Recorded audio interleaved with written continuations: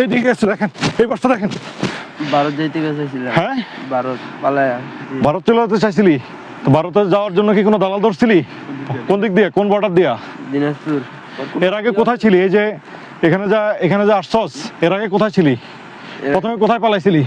ঘটনা পড়েছিলাম 5 দিন। হ্যাঁ, 5 দিন। কার বাসায়? আপাদের বাসায়। আর এরপরে গাজীপুর। বল, তোকে এইভাবে ধরে কেন ধরছিল বল? বাঁচতে চেয়েছিলাম। জঙ্গলে গেলি কে?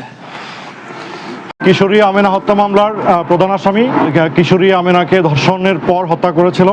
1-2 মাইল রাস্তা আমরা তাকে গ্রেপ্তার করতে সক্ষম হয়েছি। উপযুক্ত বিচার হবে এই প্রত্যাশা আমি জানাচ্ছি। গণমাধ্যম কর্মী আপনারা যারা এখানে আছেন, আপনারা যেমনটা দেখেছেন, আমরা কিন্তু গত 2-3 দিন ঘুমাইনি। তো যে সময় আপনারা ফেসবুক পোস্ট করতে ব্যস্ত ছিলেন, সেই সময় আমরা ব্যস্ত ছিলাম তাকে খুঁজে বের করার কাজে। অবশেষে আলহামদুলিল্লাহ আমরা তাকে খুঁজে বের করতে সক্ষম হয়েছি এবং আদালতের মাধ্যমে সে যে জঘন্য অপকর্মে লিপ্ত হয়েছে তার উপযুক্ত বিচার ইনশাল্লাহ হবে। ধন্যবাদ। আসেন পরে এটা পরে।